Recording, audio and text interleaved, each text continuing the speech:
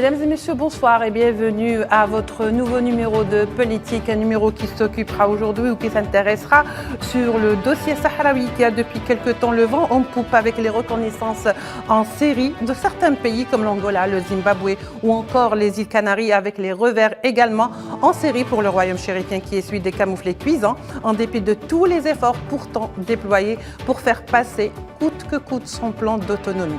Des efforts pourtant voués tous à l'échec. En parallèle, les voix des comités de soutien au peuple sahraoui sont plus nombreuses. Elles viennent enrichir le rang des supporters de la cause juste des Sahraouis. Le COCO, réuni hier à Alger, a rappelé sa position vis-à-vis de la question sahraoui, sa juste lutte et son droit à l'autodétermination. Des résolutions qui seront portées à la 46e conférence de le COCO qui se tiendra à Berlin le 2 et le 3 décembre prochain. Le débat est lancé.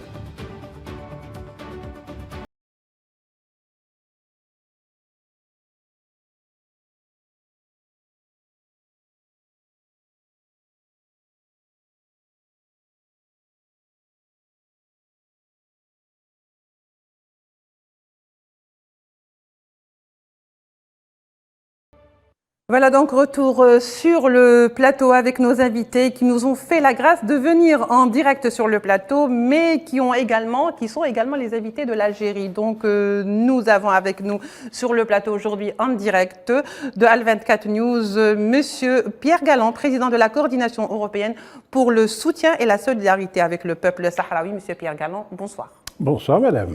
Merci d'avoir accepté notre invitation. Un plaisir. Et bien entendu, monsieur Manuel Dever, avocat du Front Polisario, et également pour ceux qui ne le savent peut-être pas de nos téléspectateurs, que vous êtes le fils de monsieur et maître Gilles Dever, avocat du Front Polisario. Et je vois que c'est de père en fils. C'est ça. Voilà.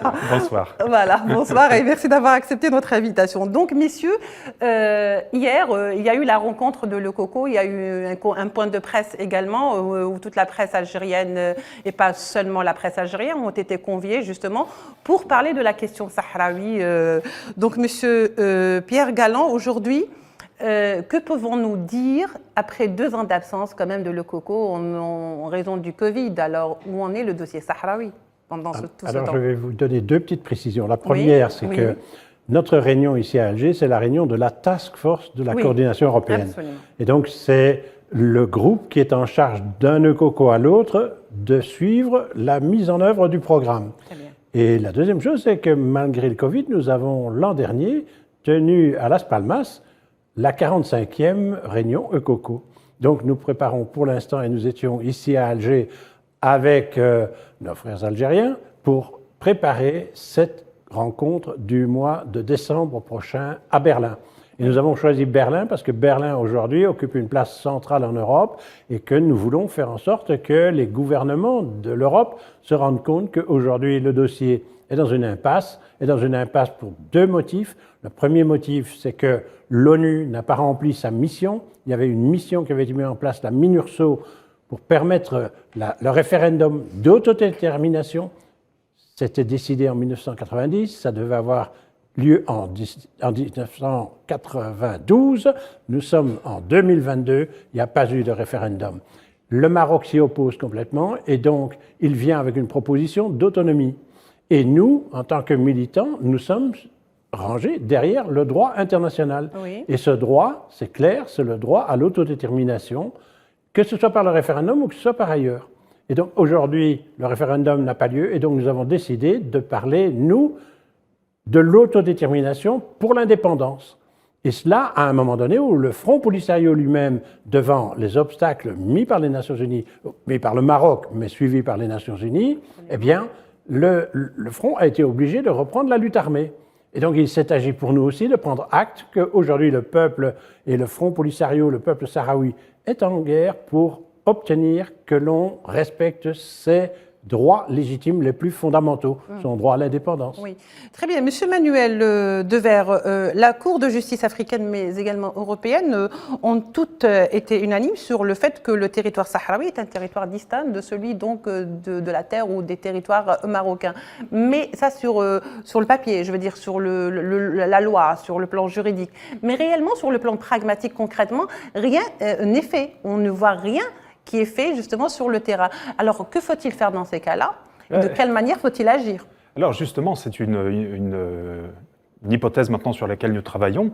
Comme vous l'avez rappelé, la Cour de justice de l'Union européenne en 2016 a dit qu'il y avait 2 territoires séparés et distincts, et que puisque le territoire sahraoui était un territoire sahraoui relevant de la souveraineté sahraoui, il fallait le consentement du peuple du Sahara occidental. La Commission européenne, suite à ça, a cherché à faire des accords pour contourner les arrêts de la Cour, et le Front Polisario est retourné devant les juridictions européennes avec de nouveaux gains par rapport à 2016, puisque le tribunal a explicitement reconnu le Front Polisario et rappelé qu'il était le représentant du peuple du Sahara occidental, et que du coup, il pouvait agir devant les juridictions européennes pour toute question ayant trait au processus d'autodétermination. Ça, c'est un volet, et c'est vraiment, je dirais, le socle de notre action en Europe. Il y a l'arrêt de la Cour africaine qui vient là et qui complète ce qu'a dit la Cour de justice, en rappelant, et c'est très fort, que le Sahara occidental est un territoire occupé par le Royaume du Maroc, que cette occupation a été reconnue par les Nations unies, l'Union africaine, que le territoire reste à décoloniser et que tous les États ont l'obligation d'assister le peuple sahraoui dans sa lutte. Maintenant, comment rendre ce droit opératoire? C'est un des recours qui est engagé actuellement, qui a été pendant devant les juridictions françaises et qui est monté à Luxembourg, qui a été engagé par la Confédération paysanne sur la question de l'origine des produits qui viennent du Sahara occidental occupé et qui sont exportés vers l'Union européenne en tant que produits marocains.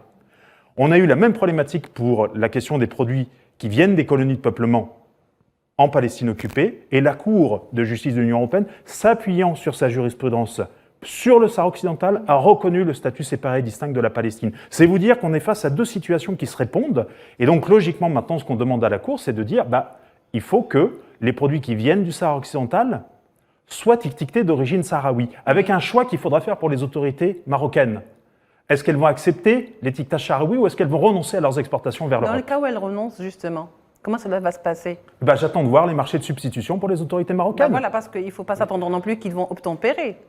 Alors, vers quel marché ils vont exporter leurs produits? Oui, monsieur Galland, oui. Non, mais regardez, en ce qui concerne la Palestine, puisqu'on peut comparer, oui. La Palestine, il y a un énorme mouvement boycott des investissements sanctions qui est initié, qui est parti d'il y a 10 ans et qui aujourd'hui fait trembler Israël parce que les parlements nationaux des pays et le Parlement européen prennent des mesures pour empêcher ces produits d'avoir accès au marché européen. Alors, vous me dites, les Marocains pourront toujours essayer, ce sera interdit aux frontières. Et aujourd'hui, ce mouvement s'est transféré aux États-Unis, c'est le même phénomène. Eh bien, nous aurons la même situation pour le Sahara occidental. Mais on l'espère. Monsieur Pierre Galland, quand vous avez parlé du plan d'autonomie, vous l'avez comparé de plan d'annexion. Oui. Alors, dites-nous un peu plus sur la question. Mais simplement, écoutez, l'autonomie telle qu'il est présenté aujourd'hui par les Marocains, et qui est soutenu par la France et par l'Espagne et même un peu par les États-Unis. Cette autonomie, toutes les puissances coloniales ont utilisé ce terme avant de devoir céder devant la pression des mouvements de libération en Afrique, en Amérique latine, en Asie. Et donc, les propositions d'autonomie, ce sont en fait des plans par l'occupant pour procéder à l'annexion. Donc, il faut à tout prix dénoncer cette situation qui est vraiment la violation des droits fondamentaux du peuple sahraoui. Raison pour laquelle, d'ailleurs, il a repris les armes. Oui, justement, au fait, il n'y a pas que ça, mais je veux dire, vous avez même parlé du fait qu'aujourd'hui, la décision du président américain Donald Trump, on l'a compris, qui était très favorable justement pour la reconnaissance de la souveraineté ou la prétendue souveraineté du Maroc sur le Sahara occidental. Avec l'administration de Biden, on n'a pas vu un démenti clair là-dessus, on n'a pas vu un changement de position clair là-dessus, n'est-ce pas, monsieur Manuel Devers? Alors moi, je vais rebondir là-dessus parce qu'on parle souvent... Comment faut-il justement prendre la question lorsqu'il s'agit, par exemple, de la position américaine par rapport au Sahara occidental? Sur la position américaine, il est clair qu'on ne peut pas altérer le statut d'un territoire qui est garanti par le droit international par un simple tweet ou un accord. Ça n'a aucune valeur. Donc tout ça, ça ne vaut rien. Bon. Par contre, il y a un élément dont on ne parle pas suffisamment, c'est que le Maroc met en avant cet accord-là, qui n'a pas été traduit par des actes concrets. Le consulat, il n'a pas été ouvert, il n'y a pas de coopération économique, il ne se passe rien. Par contre, le Royaume du Maroc a accepté de conclure un accord avec l'Union européenne qui s'étend explicitement au territoire du Sahara occidental. C'est-à-dire que le Royaume du Maroc, dans un accord international conclu avec l'Union européenne, a accepté qu'il n'avait pas de souveraineté au Sahara occidental puisqu'il a fallu une extension explicite. Si la France demain conclut un accord avec un État tiers, elle ne va pas mettre une clause pour dire que l'accord s'applique à la Bretagne, parce que la Bretagne, ça fait partie du territoire français. Or là, le Maroc a accepté ça dans un accord international. Donc moi, je vois cet accord, pseudo-accord, avec cette reconnaissance américaine, juridiquement, ça ne veut rien dire. Par contre, l'accord qui est contraignant, signé par le Royaume du Maroc, ça c'est du droit, ça veut dire quelque chose. Oui. Monsieur Pierre Galland, je vois que vous voulez absolument réagir, allez-y. Mais écoutez, moi je trouve... Trump, c'est comme si un féodal tout d'un coup décide d'annexer un morceau de terre de quelqu'un d'autre. Et en échange, qu'est-ce qu'il a demandé aux Marocains? Il a demandé de passer des accords et de reconnaître Israël et de reconnaître Jérusalem, capitale d'Israël, etc. Et donc, je ne vois pas le peuple marocain accepter, alors qu'il a combattu à nos côtés tout le temps pour être solidaire du peuple palestinien. Et je pense que ça créera sous peu des problèmes graves à l'intérieur du Maroc, parce que je sens très bien dans mes relations avec les associations marocaines que ça n'est pas passé, ils l'ont à travers la gorge. Donc aujourd'hui, je pense que M. Biden, il est peut-être un peu discret dans ses procédures, mais dans la dernière manœuvre que les Américains ont faite avec les Marocains sur le plan militaire, les Américains avaient quand même bien précisé qu'ils n'iraient pas au-delà de la frontière internationalement reconnue du Maroc. Donc, il y a quand même un mouvement qui se produit petit à petit. Les Américains n'ont pas déplacé leur ambassade de Tel Aviv à Jérusalem. Comme l'avait promis M. Trump. Donc, il y a un mouvement du côté américain et du côté des associations américaines, il y a suffisamment de mouvements pour faire pression dans ce sens-là aussi. Oui. Alors, M. Manuel Devers, est-ce que vous ne pensez pas qu'on est beaucoup plus dans l'effet de manche plutôt que dans les décisions qui se concrétisent sur les terrains? Et dans ces cas-là, pourquoi? Pour quelles raisons? Pourquoi joue-t-on à cette théâtralisation? Vous avez tout à fait raison. C'est-à-dire que effet de manche, c'est le terme approprié. C'est-à-dire c'est de la communication, de la propagande, mais le monde réel, c'est les arrêts de la Cour de justice, de la Cour internationale, de la Cour africaine qui disent qu'il n'y a pas de souveraineté marocaine et que le Sahara occidental est un territoire occupé. Ça, c'est le monde réel. Et donc, notre travail à nous maintenant, je veux insister là-dessus parce que des fois, on a l'impression que le droit à l'autodétermination, c'est un grand principe politique comme ça, mais qu'on n'arrive pas à concrétiser. Notre travail et les avancées du droit international du contentieux permettent de rendre opératoire ce droit-là. Et donc, sur la question des produits, on pourra agir, mais on pourra agir aussi à terme contre l'Union européenne sur la question de la responsabilité. Chaque année, les exportations marocaines depuis le Sahara occidental s'élèvent à 500 millions d'euros. Il suffirait à la Commission de corriger des listes et les exportations s'arrêtent. Donc, il est certain que si le Front Polisario n'arrive pas à se faire entendre dans un dialogue politique avec les autorités européennes, il y aura de nouveaux contentieux, mais cette fois, ce sera des contentieux de nature compensatoire. Il faudra que l'Union européenne paye au peuple sahraoui le préjudice qu'elle lui a causé en prenant ses ressources naturelles, en s'ingérant dans son processus d'autodétermination. Donc, c'est souvent ce que je dis à mes interlocuteurs en Europe, les arrêts du Front Polisario qu'on a là, ça n'est pas la fin, c'est le début. Au fait, vous faites bien de le dire parce qu'on a l'impression qu'il y a des décisions qui sont prises, il y a des résolutions qui sont là, justement, qui sont toutes en faveur de l'autodétermination pour le peuple sahraoui, mais que quelque chose bloque, que quelque chose de, je dirais, occulte bloque, alors qu'on sait très bien là où ça bloque. Alors pourquoi on a tellement de pudeur à dénoncer les partis qui sont derrière justement le Maroc et qui mettent les bâtons dans les roues? Est-ce que c'est de la pudeur, M. Galland, ou c'est pas de la autre chose? pudeur. Écoutez, clairement, on sait très bien que la France considérait le Maroc comme son protectorat et qu'aux Nations Unies, au Conseil de sécurité, dès qu'il s'agissait de faire avancer le dossier sahraoui d'une quelconque façon au sein du Conseil, la France mettait son veto. C'est la France qui a mis le veto à chaque fois.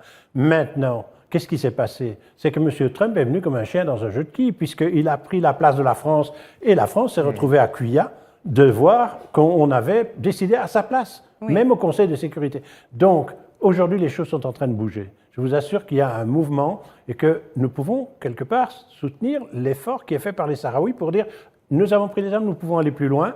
Il est temps que le Conseil de sécurité, il est temps que le secrétaire général des Nations Unies prenne conscience qu'ils ont négligé ce dossier, ils se sont laissés influencer par la France, l'Espagne et le Maroc, et qu'aujourd'hui, les cartes sont en train de bouger. Les cartes vont être redistribuées au nom du fait du droit international.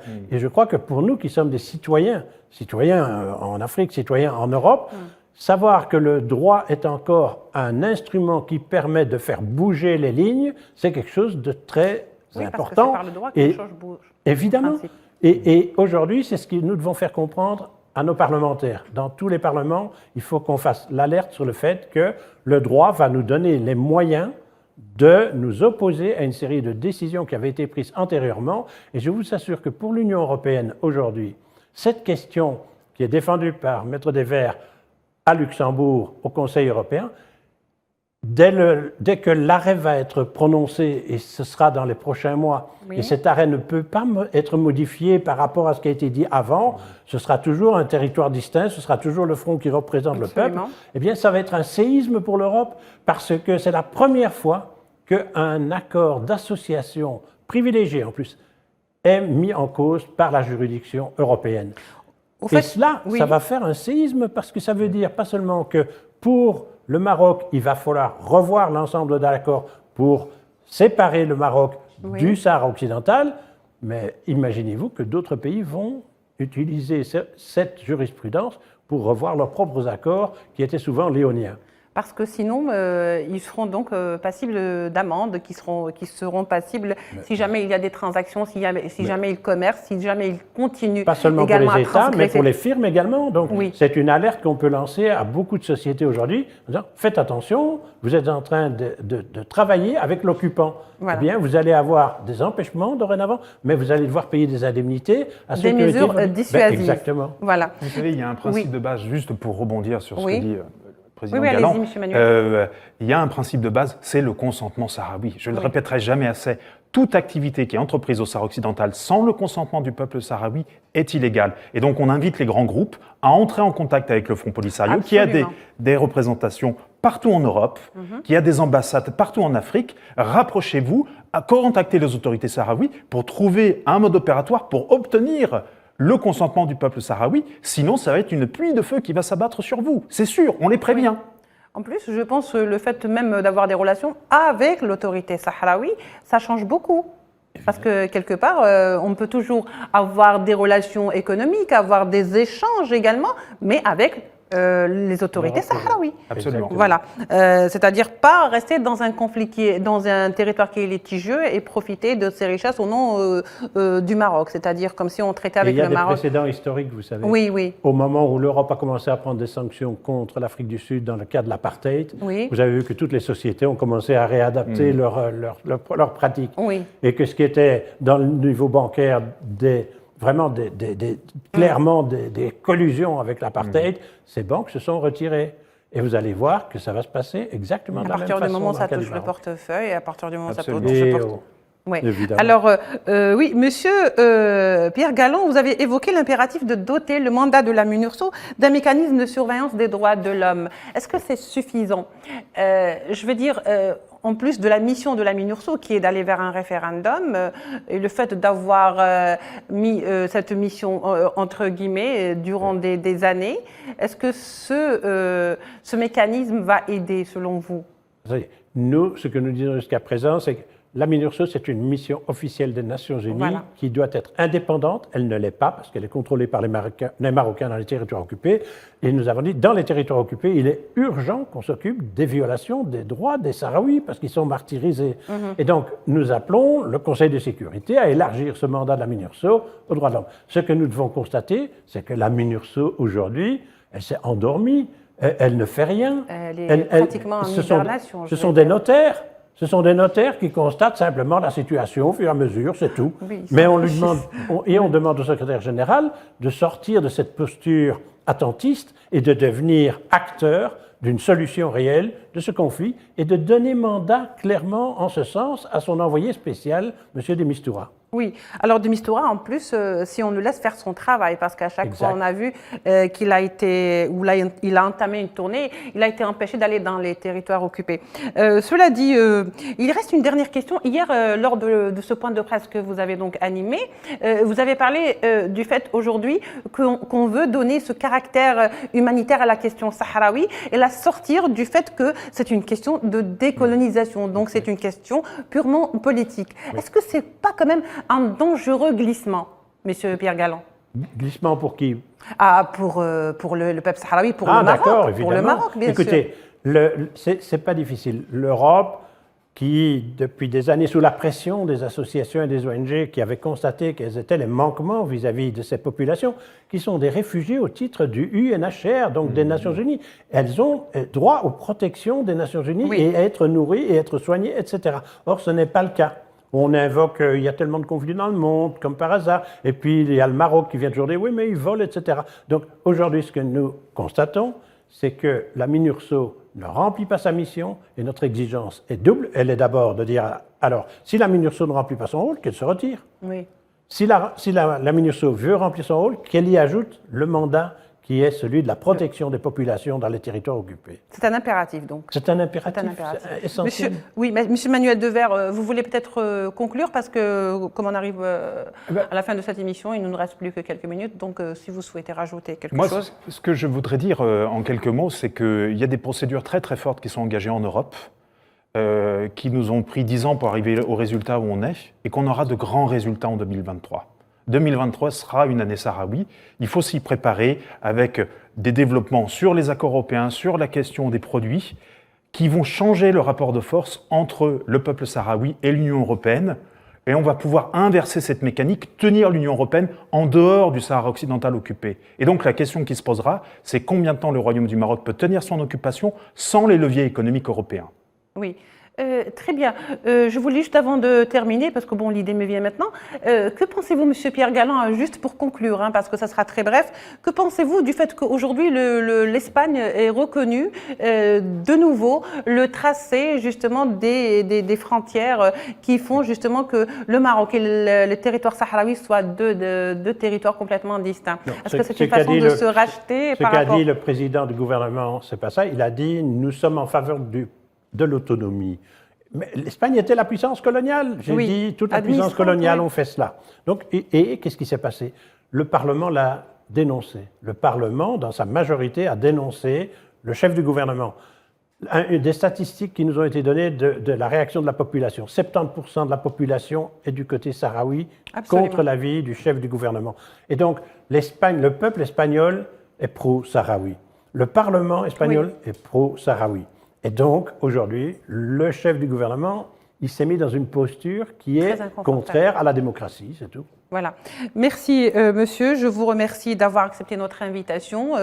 Je rappelle que vous étiez avec nous, monsieur Manuel Devers, avocat du Front Polisario, fils également de maître Gilles Devers, j'insiste à le dire à tous mes téléspectateurs. Et nous avions également avec nous monsieur Pierre Galland, président de la Coordination européenne pour le soutien et la solidarité avec le peuple sahraoui, ce qu'on appelle le COCO.